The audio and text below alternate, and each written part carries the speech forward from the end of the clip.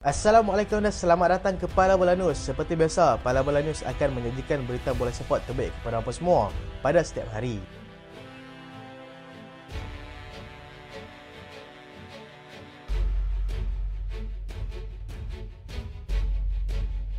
Kita lihat keputusan perlawanan Liga Juara-Juara Eropah yang berlangsung pada awal pagi tadi. Aksi kumpulan A, Galatasaray seri 2 sama dengan pasukan Copenhagen. Bayern menang tipis 4-3 ke atas pasukan Manchester United. Kumpulan B, Arsenal mudah membantai pasukan PSV 4-0. Sevilla seri 1 sama dengan pasukan Lens. Kumpulan C, Real Madrid terpaksa bekerja keras sebelum menang tipis 1-0 ke atas pasukan Union Berlin. Braga tewas 1-2 kepada pasukan Napoli. Kumpulan D, Benfica tewas 0-2 kepada pasukan Salzburg. Real Sociedad seri 1 sama dengan pasukan Inter Milan.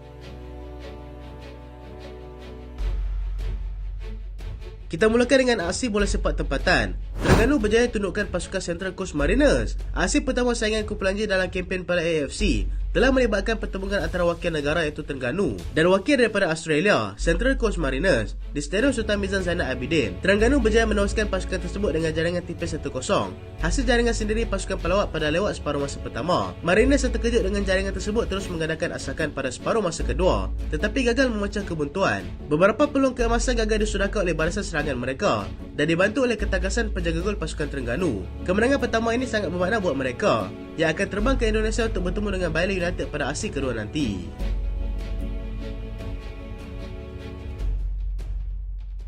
Ong Sui seru penyokong Sabah banjiri Stadium Likas. Ketua Jurulatih Pasukan Sabah, Datuk Ong Sui, menyeru para penyokong Sabah memenuhi stadium menjelang aksi pertama mereka dalam kejohanan Piala AFC menantang pasukan Hougang United malam nanti.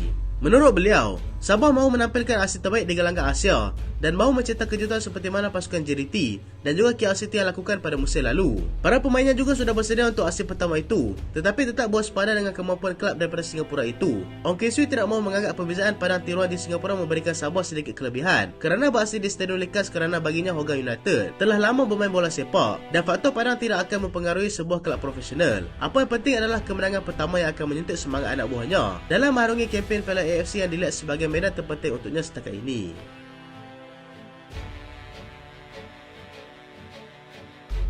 Jude Bellingham wira pasukan Real Madrid. Jude Bellingham sekali lagi membuktikan pembeliannya pada harga yang begitu tinggi adalah berbaloi berdasarkan dengan apa yang sudah dia lakukan setakat ini bersama dengan pasukan Real Madrid. Dia membantu pasukan Real Madrid dengan menjadikan gol tunggal semasa perlawanan pertama peringkat kumpulan Liga Juara-Juara Eropah untuk menewaskan pasukan Union Berlin. Wakil daripada Bundesliga itu begitu liat untuk ditembusi sejak daripada awal perlawanan dengan taktikal bertahan mereka yang begitu berdisiplin dalam mengekang kemarahan pasukan Real Madrid. Tiga mata pertama ini cukup bermakna buat Carlo Ancelotti yang kini masih lagi belum tewas dalam aksi La Liga dan kini akan meneruskan lagi momentum tersebut dalam Liga Juara-Juara Eropah. Mereka seterusnya akan berdepan dengan pasukan Napoli pada perlawanan berikutnya dan sudah pasti mereka bakal menerima tentangan sengit daripada juara Serie A musim lalu itu.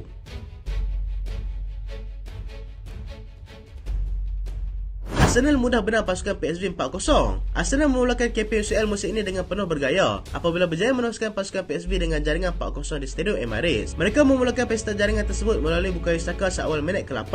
Leandro Trossard kemudiannya menambah gol kedua pada minit ke-20 hasil bantuan Saka. Gabriel Jesus yang sudah lama berehat akibat masalah kecederaan sejak musim lalu turut berjaya meletakkan nama selaku penjaring apabila menambah deretan pelawat melalui jaringan ketiga pada minit ke-38 perlawanan. Martin Odegaard kemudiannya melengkapkan kemenangan bergaya tuan rumah menerusi jaringan keempat pada minit ke-70 hasil bantuan daripada Reece Nelson. Kemenangan ini sudah pasti menggembirakan pengendali pasukan Arsenal iaitu Mikel Arteta yang berjaya membawa pasukan Arsenal kembali bermain di peringkat tertinggi Eropah itu. Mereka akan bertemu dengan pasukan Spurs selepas ini dan meneruskan cabaran Carabao Cup 4 hari kemudian dengan menentang pasukan Brentford.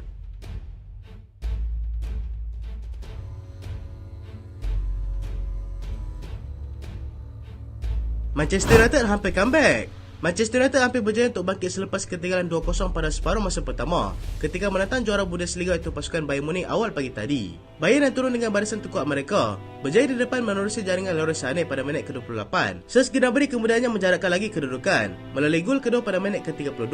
Separuh masa pertama tamat dengan United ketinggalan 2-0. Bermula babak kedua, penyerang terbaru Manchester United, Rasmus Højlund, akhirnya berjaya menjaringkan gol pertamanya semasa bersama dengan Manchester United selepas mendapat umpanan cantik daripada Marcus Rashford pada minit minit ke-49.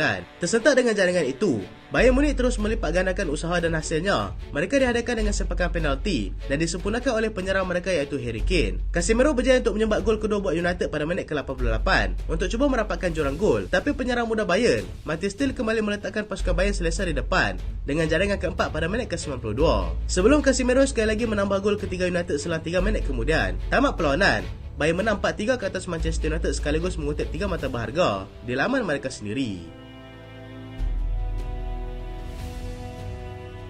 Inter baki untuk ikat Real Sociedad 1-1. Inter Milan yang menang besar ke atas teruk utama mereka dalam Serie A, iaitu AC Milan, gagal menggunakan momentum tersebut untuk menang ke atas pasukan Real Sociedad awal pagi tadi. Mereka telah dikejutkan dengan jaringan awal tuan rumah seawal minit ke-8 menerusi Bras Mendes. Tersentak dengan jaringan itu, Inter terus mengadakan asakan untuk mencari gol tetapi gagal untuk memecah benteng pertahanan Sociedad yang begitu gah bertahan. Selepas banyak kali mencuba, akhirnya mereka berjaya untuk mendapatkan gol penyamaan menerusi Lautaro Martinez, hasil bantuan daripada David Fratesi. Mereka juga bernasib baik kerana kad merah dilaikan kepada Nicolo Barella pada minit ke-65 telah ditarik balik selepas pengadilan melihat semula dengan VAR, dan jika tidak, ia sudah pasti lebih mengecewakan.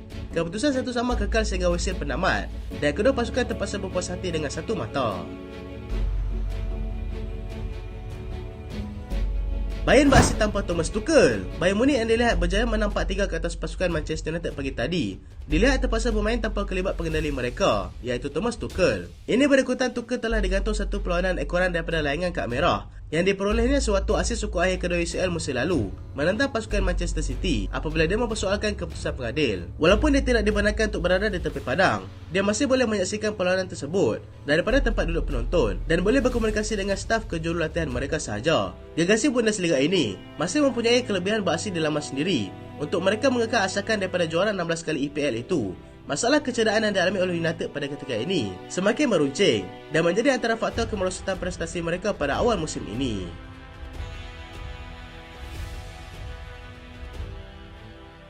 Newcastle ikat AC Milan. Newcastle yang membuat penampilan kali pertama dalam pentas tertinggi Eropah ini selepas kali terakhir beraksi 20 tahun yang lalu berjaya mengikat pasukan AC Milan 0-0 dalam aksi pertama mereka pada tengah malam Rabu lalu. Mereka yang turun ke San Siro sebagai pasukan pelawak bagaimanapun terpaksa berdepan dengan beberapa masalah teknikal sebelum berjaya sampai ke venue perlawanan mereka. AC Milan dilihat lebih menguasai perlawanan dengan banyak percubaan berbahaya terhadap pintu gol Newcastle yang dibantu oleh ketangkasan penjaga gol mereka iaitu Nick Pope. Keputusan seri tanpa jaringan itu sudah pasti cukup menggembirakan Eddie Howe yang kali pertama bergelar pengurus pasukan di pentas Eropah yang berprestij itu. Tugas sukar menanti mereka selepas ini apabila akan terpaksa berdepan dengan pasukan Paris Saint-Germain dalam aksi kedua kumpulan F di St. James Park 2 minggu lagi.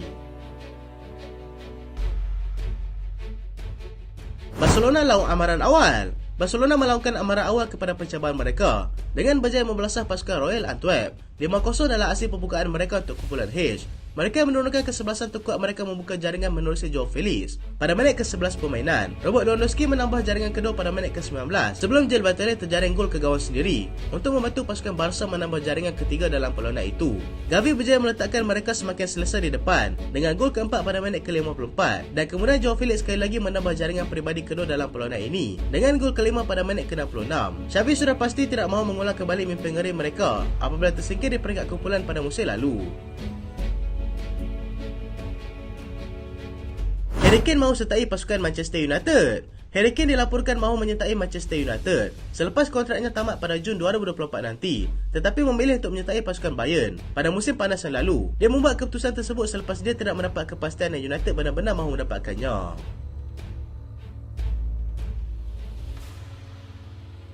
Manchester United akan cuba dapatkan Evan Ferguson lagi. Manchester United diberitakan tidak akan berputus asa dengan rancangan mereka untuk cuba mendapatkan penyerang muda pasukan Brighton, Evan Ferguson. United dikatakan telah menawarkan sebanyak 50 juta pound untuk pemain itu pada musim panas yang lalu, tetapi telah ditolak mentah-mentah oleh pasukan Brighton. Youssoufa Moukoko tidak gembira di Dortmund. Youssoufa Moukoko telah mengeluarkan kenyataan dan dia tidak gembira dengan situasi yang sekarang ini di Borussia Dortmund. Dia juga dilaporkan sedang mempertimbangkan dengan tawaran yang diberikan oleh pasukan Barcelona dan juga Chelsea untuk mendapatkannya pada Januari nanti.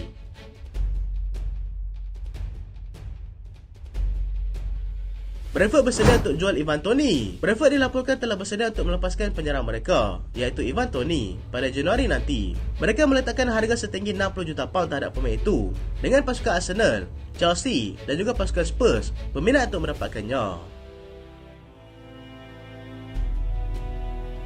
Adakah Pierre-Emerick Aubameyang akan ke pasukan Real Madrid? Real Madrid berkemungkinan besar akan melakukan kejutan dengan membawa masuk Aubameyang pada Januari nanti sebagai rancangan jangka masa pendek mereka. Mereka kini masih lagi belum menggantikan Karim Benzema dan hanya mahukan Kylian Mbappe yang hanya akan menyertai mereka selepas tempoh kontraknya tamat pada hujung musim nanti.